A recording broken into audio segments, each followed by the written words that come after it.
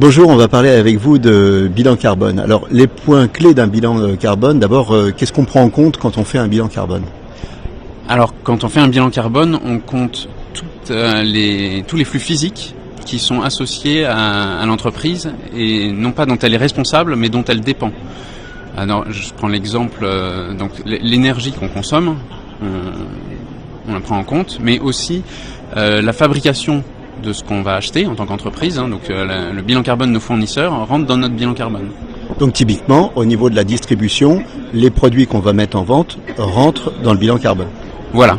Dans le périmètre, je dirais le plus étendu, on va prendre en compte la fabrication des produits vendus. Donc si je prends de la viande par exemple, il va y avoir toutes les émissions liées à l'agriculture lors de l'élaboration du produit qu'il faut prendre en compte dans le bilan carbone de la distribution. Alors on a bien compris pour le départ, et ça va jusqu'où? Ben c'est pareil, on essaye d'aller le plus loin possible. Donc on va prendre l'utilisation des produits. Donc par exemple si vous vendez des produits électriques, on va prendre en compte la consommation d'énergie, donc la consommation d'électricité liée à ces produits sur leur durée de vie, et ensuite leur traitement en tant que déchets. Alors les points clés, quand on fait un bilan carbone, les points clés appliqués à la grande distribution. Alors le plus gros poste, ça va être effectivement la fabrication des produits vendus, l'élaboration de ces produits vendus. Et donc si on veut réduire son bilan carbone, le plus efficace va être de promouvoir la consommation durable, c'est-à-dire la vente de produits bas carbone.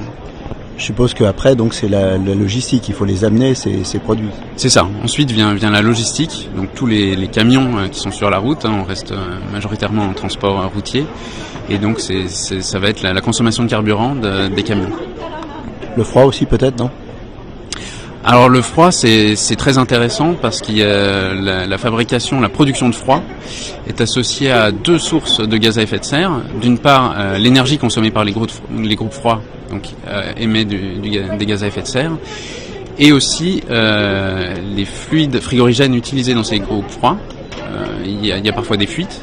Et donc lorsqu'ils sont relâchés dans l'atmosphère, ces gaz ont un pouvoir de réchauffement de l'atmosphère, donc ils sont aussi pris en compte dans le bilan carbone. Donc il y a vraiment les deux aspects, énergie et gaz frigorigène.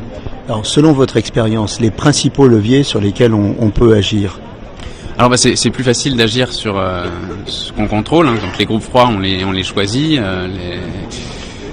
le fret c'est déjà plus compliqué, parce que souvent la distribution est sous-traitée.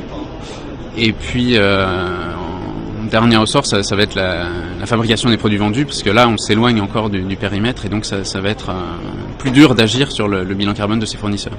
Donc principalement c'est quand même sur le froid, c'est-à-dire sur ces installations propres. À part les entreprises qui ont une vraie conscience écologique, sinon qu'est-ce qui les motive pour avoir un bon bilan carbone? Alors il y a deux éléments, ça peut être les coûts, ou plutôt les réductions de coûts engendrées par la mise en place d'actions, hein. Je prends l'exemple de la réduction des consommations énergétiques. Si le temps retour sur investissement vaut le coup, forcément les entreprises sont incitées à y aller. L'autre motivation va être réglementaire, c'est-à-dire lorsqu'on va imposer aux entreprises de faire telle ou telle action, par exemple la fermeture des frigos pour notamment limiter leur consommation d'énergie, hein, vous savez. Donc voilà, c'est vraiment les coûts et la réglementation. Une dernière question, si on veut se projeter dans l'avenir et imaginer la distribution vertueuse, la distribution 4.0, c'est quoi le portrait robot du bon élève de la distribution au niveau du bilan carbone? Alors déjà, en ce qui concerne l'alimentaire, il y aura plus de viande. La viande est très émettrice en gaz à effet de serre, donc on vendra beaucoup de fruits et légumes de saison, des produits locaux et des circuits courts. Voilà, des circuits courts et des produits bas carbone. Merci.